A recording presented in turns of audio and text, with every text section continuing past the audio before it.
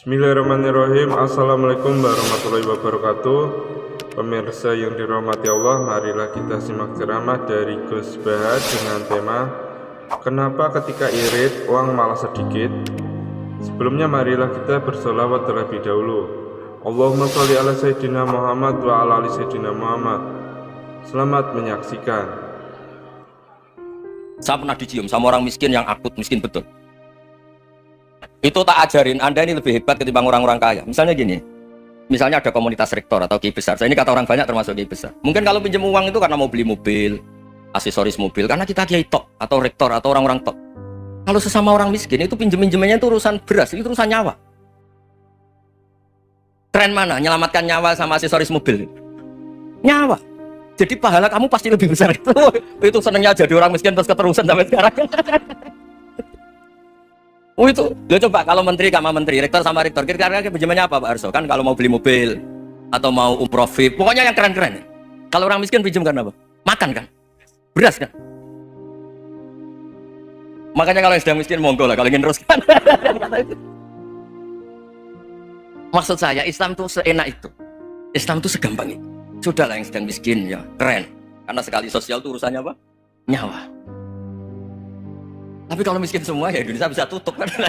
Ya sudah yang kaya-kaya itu saya mengatakan Indonesia karena bayar pajak yang menjadikan Indonesia berjalan. Tapi ya dipakai yang benar. Nah, begitu seterusnya. Ada kiai miskin cerita ke kita. Gus, enak jenengan alim, terus punya santri banyak, bisa ngajar di mana-mana. Saya bilang, hebat kamu. Dia hidup di daerah tertinggal. Itu yang diajarkan kan hanya tauhid. Kan nggak mungkin desa tertinggal baca fikih perbandingan madhab. Kan nggak mungkin. Kalau yang kayak Pak Fajar, Pak Sadali kan nggak mungkin. Fikih perbandingan apa? Madhab. Menyorot madhab dunia hukum. Gaya engke-engke itu kan nggak mungkin. Tapi pertanyaannya, yang menyelamatkan masuk surga itu tauhid apa perbandingan madhab? Tauhid. Ini hanya mengajarkan fardu kifayah, sunat-sunat. Ini Anda mengajarkan fardu ain. Surganya dulu kamu. Oh terus senangnya jadi kayak gitu. Karena yang diajarkan apa? Tauhid. Sementara kita yang gaya-gaya ini ajarkan perbandingan apa? Ada studi banding ke Al-Azhar kemana-mana. Ini enggak tauhid. Dari orang nyembah pohon jadi nyembah Allah Ta'ala. Keren enggak? Keren.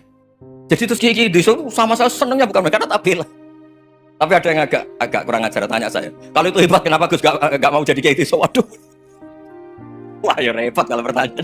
Terus tak jawab, kalau saya jadi kiai desa, kamu ngangsu ilmu dari mana coba? Ya dari jenengan, ya kalau sama gobloknya enggak bisa. Ya sudah, Gus aja yang jadi kiai besar saja. Maksud saya, ya sudahlah kita begini seperti yang saya ajarkan di sini, saya sarankan supaya orang itu tahu. Ini namanya diroyah, apa? Makanya kata Imam Ghazali itu kalau kamu ingin sopan gampang melihat anak kecil, gua aqallu minni dzamban, dia dosanya lebih kecil. Karena masih kecil kan, tentu secara dosa enggak banyak. Kalau melihat orang yang tua, gua aktsaru minni ibadatan, dia tentu ibadahnya lebih banyak karena umurnya lebih banyak. Sehingga terus semua orang lain tuh di depan kita itu hebat. Ya semua orang lain sama, misalnya Pak ini rektor, sama Fathul Wahid rektor, tanggung jawabnya lebih banyak, berarti pahalanya lebih banyak. Tapi sama, ketika melihat Nyun Sewu, melihat pegawainya yang secara lahir di bawahnya, ini tanggung jawabnya nggak banyak, pasti salahnya juga enggak. Itu yang diajarkan Rasulullah SAW, sehingga enak. Tapi kalau kita melihat orang lain selalu salahnya, itu pecundang. Allah saja ada seperti itu kan, amal baik ya ada khairan, amal buruk ya ada saron, semuanya dilihat oleh Allah Subhanahu wa Ta'ala. Saya tuh punya teman Gus, agak beling, agak seenaknya. Dulu miskin. Wah itu seenaknya betul, kayak kenal Tuhan sudah. Tak tanya, kenapa kamu seenaknya? 1 bulan tuh labanya bisa 200 juta sampai 500, sampai 1 miliar. Saya itu, Gus, setelah duha itu perkembangannya bagus. Setelah duha itu.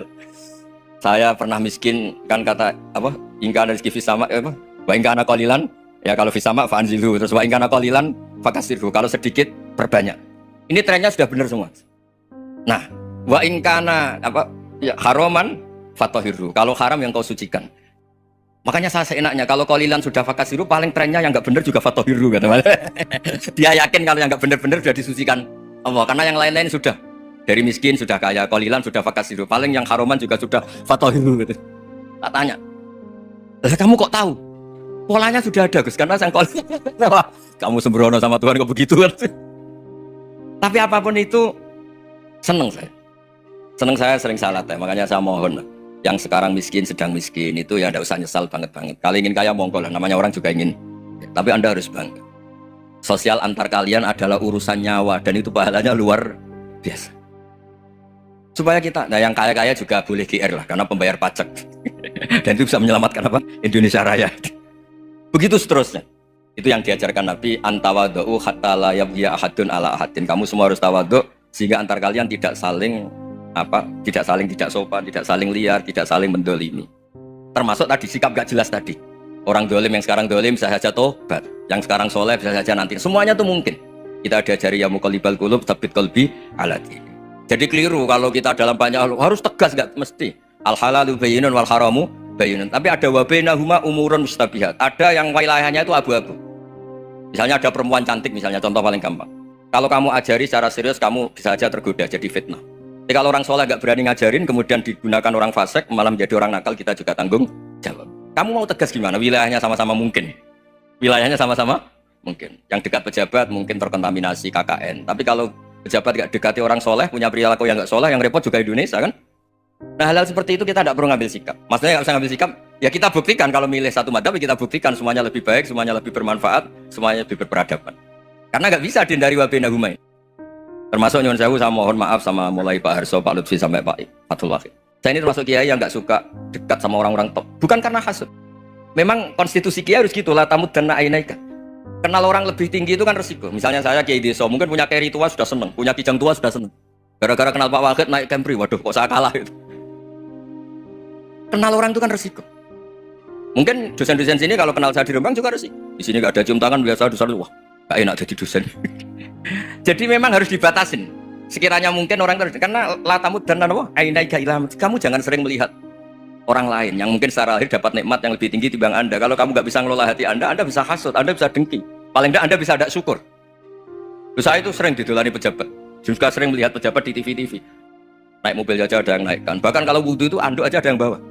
Itu kalau yang nggak kuat, wih naik dari pejabat. Ya makanya terus konstitusi kiai itu mengatur, sudahlah mata kamu tuh kamu batasin. Jangan melihat sesuatu yang potensi menjadikan Anda tidak apa syukur. Jadi saya mohon, ini memang konstitusi saya sebagai kiai. Jadi saya tapi di hati saya tetap akrab. Saya doakan semua untuk UI, untuk semua orang Indonesia kita doakan. Kita ingin semuanya tambah baik, tambah. Tadi katanya mau naik kelas ya.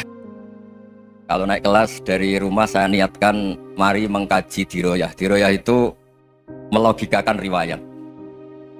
Jadi misalnya kita sering dengar Rasulullah SAW sering ngendikan kalian masuk surga itu bukan hanya berdasar amal, tapi berdasar anugerah Allah Subhanahu wa Ta'ala. Oke, kita sepakat amal kita, perilaku kita, ibadah kita andaikan dikompensasi dengan nikmat yang Allah berikan tentu tidak seimbang. Untuk bayar itu saja sudah lunas. Jadi Anda semua tidak berhak masuk apa? Surga. Hingga di beberapa riwayat dijelaskan ada orang yang 500 tahun ibadah, nggak pernah maksiat. Ditanya sama Allah, kamu masuk surga karena apa? Karena ibadah saya ya Allah. Ya sudah, surga kamu 500 tahun saja karena ibadah kamu 500 tahun. Ini cerita umur-umur orang dulu. Ya Allah, katanya surga engkau ini selamanya. Ya kalau yang selamanya itu rahmatku. Kalau amal kamu terbatas ya surganya sesuai amal kamu ya terbatas. Ya sudah ya Allah, berarti masuk saya surga saya ini karena fadl engkau, karena anugerah engkau. Itu namanya apa? Diroyah. Diroyah itu satu kajian analisis di mana kita percaya riwayat, tapi kemudian punya logika, punya diroyah. Ini penting supaya tauhid kita ini kuat. Jadi dulu ada orang yang sangat cerdas, namanya Jubair bin Mut'im. Dia saking cerdasnya, juga kaya, juga tokoh, dikirim sebagai delegasi pembebasan Asra Badrin, tawanan Badar. Kemudian pas datang ke Masjid Nabawi, Nabi delalah pas baca Wattur wa kitabim mastur. Sampai pada titik Nabi baca am khuliqu min ghairi syai'in am humul khaliqun. Apakah penciptaan yang sedemikian canggih itu dimulai tanpa perwujudan, tanpa sesuatu yang real, yang maujud? Orang itu langsung bersimpuh, matur, ya Rasulullah saya Islam. Kada qalbi yadir, hampir hati saya, otak saya, pikiran saya itu terbang. Karena logika yang dibangun ateisme misalnya, kalau alam raya ini dimulai dari nihilisme, berarti logikanya apa? Al-adamu yakhluqu maujudan. Alam raya ini kan maujud, maujud itu ada. Kalau yang lebih dulu itu ketiadaan, berarti ketiadaan menjadi sebab kewujudan. Kalau dalam bahasa Arab itu al-adamu yakhluqu maujudan, sesuatu yang harusnya nggak jadi faktor karena ketiadaan menjadi faktor sesuatu yang nyata. Itu kan nggak masuk akal. Ya kalau alam raya ini ada al-adam sing yasbiqu maujudan, Berarti alam raya ini al-adamu yakhluqu maujudan, suatu yang tidak ada menciptakan yang ada. Dengan logika itu terus kita ngaji, diajari sama guru-guru kita sifat dasar Allah itu maujud. Wallahu maujudun qadimun. Terus masuk. Yang harus distatuskan pertama dari Allah itu apa? Maujud, wujud. Karena dengan wujud ini layak menjadi penyebab adanya alam raya ini. Sehingga ketika kita menolak faham nihilisme atau ateisme, faham tanpa Tuhan, tanpa pencipta awal, kita punya diroyah bahwa tidak mungkin ketiadaan ini menjadi sebab perwujudan alam raya ini. Yaitu amkhuliku min wairi syai'in. Masa alam raya ini diciptakan tanpa sebab yang nyata, yaitu wajibil wujud. Siapa itu? Allah Subhanahu wa ta'ala. Begitu juga menyangkut sholawat. Orang boleh beda pendapat tentang redaksi sholawat. Ada masalah ala Muhammad, ala Sayyidina Muhammad, Nabi Muhammad. Monggo lah masalah redaksi saja. Tapi setelah dianalisis, Nabi itu Pak Rektor jadi Nabi setelah Nabi Isa saking dihormatinya sampai dituhankan. Juga jadi Nabi yang ada cerita masih hangat, orang Yahudi itu bunuh Nabi. Jadi yang satu mendudukkan Nabi sedemikian tinggi sampai kayak Tuhan, yang satu menjatuhkan Nabi sedemikian rendah sampai dibunuh. Kayak apa susahnya jadi Nabi Muhammad SAW. Kemudian dengan gampang Hadaddin agama ini bikin syariat yang bernama sholawat. Redaksinya monggo lah sesuai tradisi masing-masing. Allahumma sholli ala Muhammad, Allahumma sholli ala Sayyidina Muhammad, ala Nabiyina Muhammad, monggo lah. Tapi yang jelas redaksi ini kalau didiroyah dikaji, Allahumma itu Tuhan, Tuhan itu pemberi. Wa Muhammadun wa in jalla qadruh abdun min ibadi. Muhammad apapun tinggi derajatnya tetap berstatus hamba. Sehingga agama ini terjaga oleh syihotus sholawat. Agama ini terjaga oleh redaksi sholawat. Yaitu Allah tetap pemberi sebagai Tuhan yang enggak tersaingi, la syarikalah. Rasulullah Muhammad wa in jalla qadruh, apapun prestasinya, bisa mi'raj, bisa apa saja, tetap seorang hamba yang butuh muhtajun ila rahmatih. Jika redaksi Allahumma sholli ala Muhammad ini mengukuhkan yang Tuhan tetap Tuhan, hamba pilihan tetap hamba pilihan. Tentu dengan redaksi ini kemudian kita mendudukkan Nabi benar-benar posisi terhormat. Yaitu orang yang paling berhak dapat askat tahiyat, mendapat penghormatan Allah paling tinggi, yaitu Rasulullah Muhammad SAW. Dan itu diulang-ulang oleh Allah. Subhanalladzi asra bi abdi. Status hamba ini diulang. Lagi-lagi ini bernama diroyah. Bernama apa? Contoh ketiga misalnya fihi ayatum bayyinatum maqamu Ibrahim. Dulu orang Yahudi itu ada diskusi masif. Syaratnya Nabi itu mbah-mbahnya harus Nabi, harus keturunan Nabi. Kemudian semua Nabi rata-rata di Palestina, di Syam. Lalu Muhammadnya asal-usulnya dari mana? Tahu-tahu orang Arab kok Nabi, padahal orang Arab itu dulu jahiliyah. Walhasil terus diceritakan bukti Muhammad ini turunan Ibrahim adalah ada jejak kaki Nabi Ibrahim di dekat apa? Ka'bah. Fihi ayatum bayyinatum maqamu Ibrahim. Kalau Nabi Ibrahim pernah di Mekah, artinya beliau pernah meninggalkan turunan yang di Mekah. Itu bernama Nabiuna Muhammadun SAW. Itu disebut fihi ayatum bayyinatum maqamu Ibrahim. Nah itu namanya diroyah. Diroyah itu satu perilaku keseharian kita beragama, kemudian tahu logikanya. Yang keempat misalnya, mangkana yu'minu billahi wal yaumil akhir falyukrim apa? Jaro. Orang yang iman karena Allah dan Rasul, maka memuliakan tetangganya. Andaikan pakai hukum sosial, tentu kalau tetangga kita baik, kita baik. Kalau kurang baik, kok kurang penggawean kan gitu. Tapi dulu itu pernah ada seorang ulama itu dibully ya, dikerjain sama anak muda tetangganya. Pak Kiai datang ke rumah saya, orang ini datang. Kemudian setelah di rumahnya, saya tidak jadi butuh sama Pak Kiai, silakan pulang. Itu Kiainya senyum menikmati. Dan itu terulang 3 kali. Dibully seperti itu, dikerjain terulang 3 kali. Lalu tetap Kiainya tuh asik, seneng sekali. Lama-lama kemudian ditanya, kenapa engkau tidak tersinggung? Padahal saya kerjain sampai 3 kali, tak undang, terus tak suruh pulang, tak undang, tak suruh pulang. Kata Kiai tadi, yang memerintahkan baik sama tetangga itu Allah. Jadi saya nikmati ketika bisa baik sama Anda. Tidak ada urusannya dengan perilaku Anda yang menolak saya. Nah itu terus kita tahu, memang motifnya kita baik sama tetangga karena iman sama Allah dan Rasul, bukan hukum kompensasi sosial. Jadi kalau mau diteruskan Pak Rektor, saya ngajar di sini ya karena perintah Allah itu orang alim harus ngajar, bukan karena perintah Rektor. Kalau diteruskan. Ya saya mohon juga gitu, para dosen, para karyawan di sini, kalau nggak khianat dengan UI itu karena takut sama Allah, jangan takut sama Rektor. Kalau Anda baik juga karena Allah, jangan baik karena apa? Rektor. Bagaimanapun ya semua kita ini makhluk. Makhluk itu la yadurru wa la yanfa. Begitu juga melihat Indonesia. Melihat saya ini kan ikut di UI itu lama sekali, ikut sama Profesor Zeni, dari Profesor Zeni nulis tafsir. Mungkin Pak Hersoyo tahu banyak, dulu Pak Lutfi ya tahu banyak. Tapi saya memang nggak pernah terbuka karena ya memang nggak ingin sebenarnya. Kondisi ini kondisi darurat. Sehingga saya tahu cara berpikir Profesor Zaini, ya tahu komitmen beliau pada UI, dan pendiri UI memang ya banyak yang dari tokoh NU, Muhammadiyah, dari tokoh-tokoh ormas yang lain memang didirikan banyak orang. Hingga UI memang nggak milik ormas apa tertentu. Dari satu sisi memang baik, nggak dikuasai ormas tertentu, tapi nanti kalau keterusan ya nggak berbentuk. Ya sudahlah, dikelola saja, sambil jelas, sambil kadang nggak jelas, yang penting ikhlas tadi. Karena kalau terlalu asobia itu jadi repot. Kita ini yang nekuni fikih itu tahu, kalau udah kuno itu mazhabnya Hanafi, kuno itu mazhabnya Syafi'i. Tahu-tahu seakan-akan Imam Syafi'i itu NU, Imam Abu Hanifah itu Muhammadiyah. Padahal ini orang-orang yang sebelum NU dan apa? Muhammadiyah. Jadi kalau kita yang nekuni ilmu itu biasa saja dengan perbedaan. Tapi kalau orang-orang yang nggak siap dengan perbedaan itu sampai Allah disifati Ta'ala itu tidak terima. Padahal Ta'ala itu maknanya Maha Luhur, yang Maha Agung. Jadi ada seorang kiai kebetulan pidato pertama Pak Rektor. Assalamualaikum warahmatullahi ta'ala wabarakatuh. Ilmu balik keduanya nggak terima karena itu dianggap bid'ah ada Ta'ala. Hanya dia bilang Assalamualaikum warahmatullahi ta'ala wabarakatuh. Itu saking asobiahnya itu Allah ditambahi Ta'ala itu tidak terima.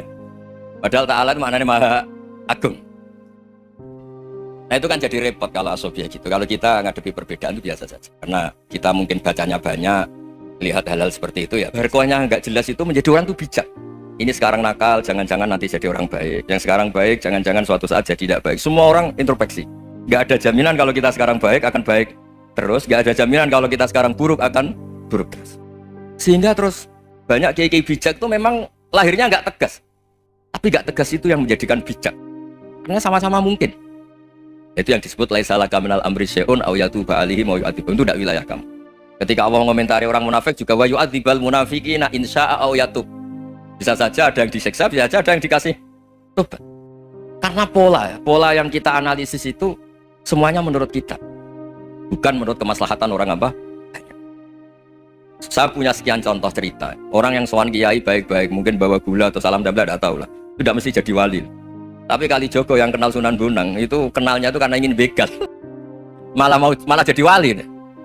Tapi tidak usah dicoba. Umar itu nyari Nabi itu mau dibunuh. Tapi malah tobat jadi orang baik. Jadi ini penting ngaji ya, supaya tidak tegas itu, tidak jelas itu kadang baik. Nah termasuk saya juga termasuk dia yang milih tidak jelas. Saya sering gojlok ini, Fajar Hadil ini murid-murid saya sering saya gojlok. Kalau semua sistem pendidikan kayak kampus, kayak UII, kayak UIN semuanya, itu sistem yang bagus karena tertib, jam kuliahnya jelas, mata kuliahnya jelas. Kalau di pesantren itu Pak Arso itu gak tertib, tapi justru itu enak ketemu di jalan orang berani tanya. Nah, ini kalau mbak-mbak misalnya menstruasi, mau belajar haid nunggu semester berapa baru tahu. Itu bisa sekian tahun nggak sholat karena nunggu pelajarannya baru diterangkan. Mau haji juga gitu, nunggu mata pelajaran haji. Kalau nggak jamnya nggak mau dosennya ngajarin. Nah, kalau kiai kan nggak ketemu di jalan tanya dijawab. Jam berapa juga dijawab. Artinya Indonesia itu berkah, ada sistem kampus yang tertib. Ya semoga termasuk tertib gajinya. Tapi tertib gajinya itu juga sebenarnya rugi. Saya sering ada pegawai negeri Gus, tolong doain saya jadi PNS enak jadi. Gajinya tetap. Kata saya nggak mau kalau gaji saya tetap. Kok bisa Gus enak tiap bulan mesti dapat gaji. Kalau tetap nggak naik-naik kata saya. Kalau kiai gajinya nggak tetap, tapi di atas yang tetap kata saya. Artinya Indonesia itu berkah. Kalau semuanya pakai sistem pendidikan setertib ini, orang mau tanya haid ya nunggu pelajaran haid. Bab haji ya nunggu pelajaran haji. Tapi kalau ketemu kiai itu enggak, ya semuanya. Saya pernah di pasar, Gus mau tanya apa? Anak saya keluar darah terus gini-gini. Padahal biasanya haid hanya 7 hari gini-gini. Ya sudah kembalikan ke biasanya, rudat ilal adat. Itu enggak usah sowan ke rumah, juga enggak registrasi dulu, enggak daftar dulu. Ya ini enggak nyindir cerita saja. Supaya ini bukti koalisi beneran. Jadi saya yang kiai enggak tertib jam, koalisi sama yang tertib jam. Jadi kalau semuanya sistem kampus, nanti pertanyaan itu enggak bisa on time, enggak bisa setiap saat. Makanya Indonesia itu berkah. Kiai-kiai yang alim yang di jalan-jalan banyak, juga kiai yang di kampus dokter-dokter fikih banyak, yang nekuni ilmu umum ya banyak, macam-macam.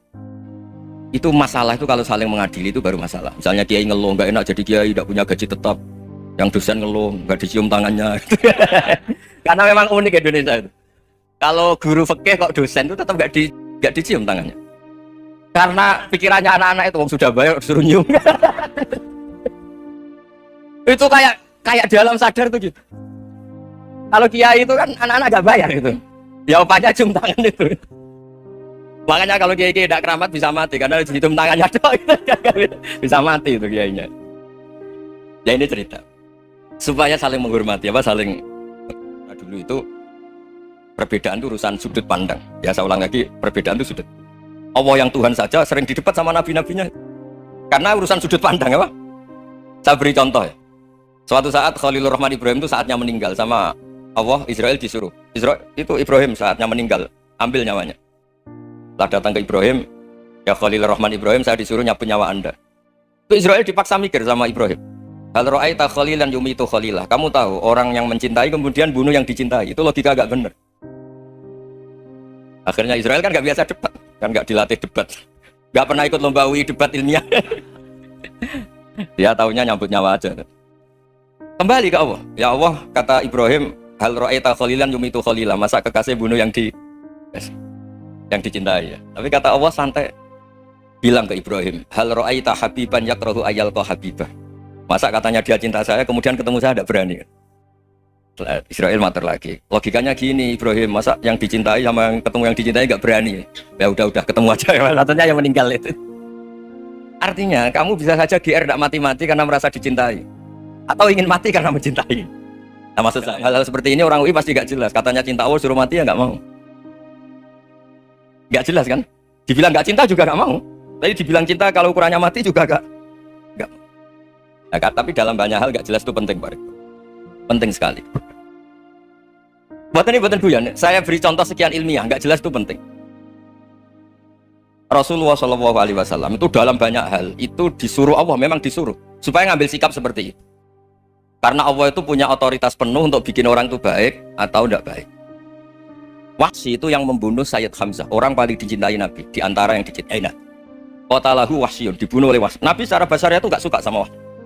Sampai cara lahir ya ingin corong Jawa ingin masuk nol. Tapi apa kata Allah? Laisa laka minal amri syai'un aw yatuba alaihim aw yu'adzibah.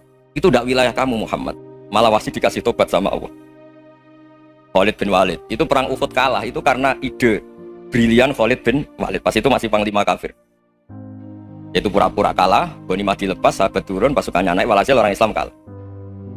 Khalid bin Walid akhirnya juga masuk Islam. Orang yang secara basariah Nabi itu gak siap. Kebalikannya juga ada. Sa'labah itu orang sampai dapat gelar hamamatul masjid. Ini pas ngaji mesti ingat salam. Dia di masjid terus. Setiap habis salam tuh lari karena istrinya nyuwun sewu masih berpakaian yang tidak pantas. Kenapa engkau terburu-buru pulang? Pakaian yang dipakai istri saya sekarang saya pakai. Ya pakaian sarung itu kayak Pak Rektor kan fleksibel. Ini khusus mau Ramadan, tidak akan sarungan terus, gak usah khawatir. Jadi ini tadi sudah perjanjian. Saya yang kiai celananan, beliau yang rektor pakai sarung. Jadi iya. Supaya itu barter madhab. Tapi hanya sekali ini aja, bukan. Jadi jangan diharapkan ini jadi tontonan terus-menerus. Dan ini barter madhab. Saya sama Profesor Kores juga sering gitu. Saya pakai sarung yang dihadiahi beliau pakai sarung yang dihadiahi saya. Memang itu tradisi Islam. Tahadau tahabu. Kamu saling memberi hadiah maka kamu saling mencintai. Bukan riswah, bukan riswah. Walhasil terus Sa'labah ini Mbok saya didoakan Nabi supaya saya kaya, supaya tidak sering ganti-ganti pakaian seperti ini sama istri saya. Jangan-jangan kamu miskin itu lebih baik. Ngotot minta didoakan. Didoain Nabi kaya, terus lama-lama ninggal sholat, ninggal jamaah. Itu Allah belum tersinggung. Yang mulai Allah tersinggung itu kan saya sering fatwa di mana-mana, sering memberi saran. Mumpung kamu miskin itu sering sedekah, karena kalau sudah kaya itu tidak bisa. Saya memberi analogi gini. Kalau saya masih santri miskin, punya uang 100.000, diminta guru saya 50 tak kasihkan, padahal itu 50%. Punya 2 kambing kurus, diminta guru saya 1 pasti tak kasihkan, padahal itu 50%. Jadi kalau punya sapi Brahman atau sapi limusin yang harganya itu 100 juta, punya 2, diminta 1 boleh enggak? Enggak boleh. Saya punya motor butuh 2, diminta teman saya 1 boleh, tapi kalau Davidson Harley itu enggak boleh. Nah, walhasil itu kalau kita miskin, misalnya kita zaman kuliah atau zaman mondok atau zaman apa saja, punya uang 100.000, narik temannya sampai 50.000 kan biasa. Tapi setelah 1 miliar, berani nggak kamu kasihkan 500 juta? Sama-sama 50%?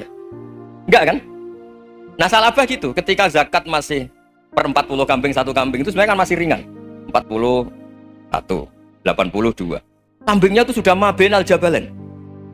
Barang dihitung zakat karena sudah ribuan, jumlahnya sampai 400 kambing. Banyak lah pokoknya. Terus kata Sa'labah, ini pemerasan.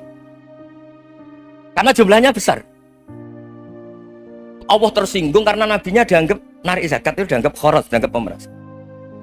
Allah tersinggung kemudian fa'aqobahum nifaqon fi qulubihim ila yaumil. Dia ditakdir munafik. Semenjak itu terus tadi kembali gak jelas tadi. Jadi kalau makanya itu pakar-pakar pakar-pakar akhlak ya, pakar-pakar etika peradaban. Itu tertampar betul ketika Nabi urusan ilmu itu mengabaikan itu. Kalau sudah urusan ilmu, misalnya begini, ada urusan ilmu, ada mbak-mbak cantik atau ibu-ibu cantik, itu dalam Islam itu diajarkan jangan sopan-sopan banget. Kata Nabi, karena kekuatan ilmu itu di atas kekuatan akhlak, di atas kekuatan adab. Ya nisa an-nabi lastunna ka ahadim minan nisa. Ini taqaituna fala takhdu'na bil qaul. Fayatma alladhi fi qalbihi maradun. Misalnya ada mbak-mbak cantik, menarik, kemudian sopan misalnya sama Pak Fajarin sama dosen-dosen. Monggo binara. Wah itu bahaya pikirannya kemana-mana. Orang yang imannya pas-pasan, wih berarti mau. Maksud saya kalau cantik, menarik, ketemu di jalan, biarin aja dosennya mau kemana, biarin aja. Gak usah dihormatin. Kalau dihormatin, Pak mau kemana sadarian mau bisa bahaya ya? Nah, biarin aja. Kalau tanya, Dek ini alamatnya mana? Cari sendiri Pak.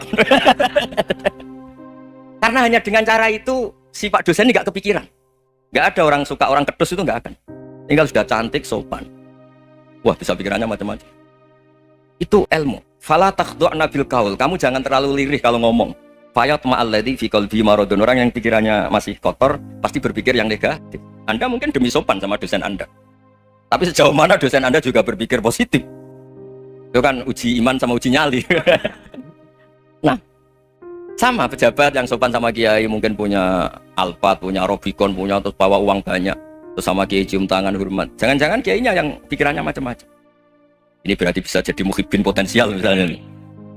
Nah, saya ini termasuk kiai yang pengagum ilmu. Sehingga saya sama orang yang medit, yang kikir sama saya itu saya senangnya bukan main. Kenapa? Karena kalau orang medit itu gak berhak. Kalau orang lomo 1 juta minta surga, 2 juta ya minta apa? Surga. Gus salam template 200.000 aja kadang minta surga. Tapi kalau yang kikir-kikir ya sudah salaman tok sudah. Gak minta apa-apa kan dia tahu diri gak bayar kok minta. Maksud saya Islam itu luas, dinikmati saja Pak. Dinikmati saja.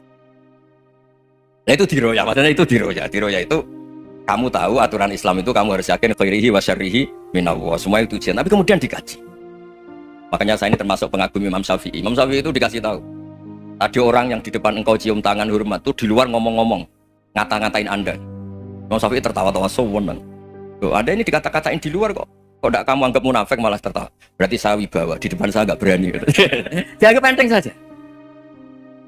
Dibilangin, sebagian orang kampung sini nggak suka sama engkau. Baguslah, tidak akan pinjam uang sama saya. Di mana-mana orang pinjam minta tolong itu karena seneng. Kalau benci kan enggak. Intinya dianggap enteng saja. Yang terjadi di dunia itu semuanya dianggap enteng saja. Man asa ilaika faqat atlakoka. Yang berburuk sama kamu itu membebaskan kamu. Coba kalau akrab, titip. Ya misalnya akrab sama Pak Fajar, bilangkan ke Pak Rektor, sangkat tuh jadi guru tetap atau apa kan ribet. Kalau tidak cocok kan nggak minta apa-apa. Makanya hati-hati Pak Rektor sama yang akrab-akrab itu. Itu dulu saya juga nggak paham. Di antara wasiat Bapak yang sering diulang-ulang tuh itu. Suatu saat kamu jadi kiai, ngelola orang nggak seneng tuh gampang. Sudah, situ orang lain. Tapi kalau ngelola orang nggak orang seneng tuh repot. Mintanya aneh-aneh. 100.000 aja minta surga. Hanya teman tenis saja minta naik jabatan. Intinya itu ya sudahlah dikelola. Yang seneng ya berkah, mungkin teman berjuang, teman diskusi. Yang nggak seneng ya berkah, karena ini tidak minta macam-macam, enggak seneng. Nah itu namanya diroya. Diroya itu satu kajian keilmuan yang menjadikan kita ini nyaman dengan riwayat-riwayat, panduan-panduan dari Rasulullah SAW kayak tadi. Kenapa sih tentang baik sama tetangga, baik sama tamu? Hitung-hitungannya itu mangkana yu'minu billahi wal yaumil. Assalamualaikum warahmatullahi wabarakatuh.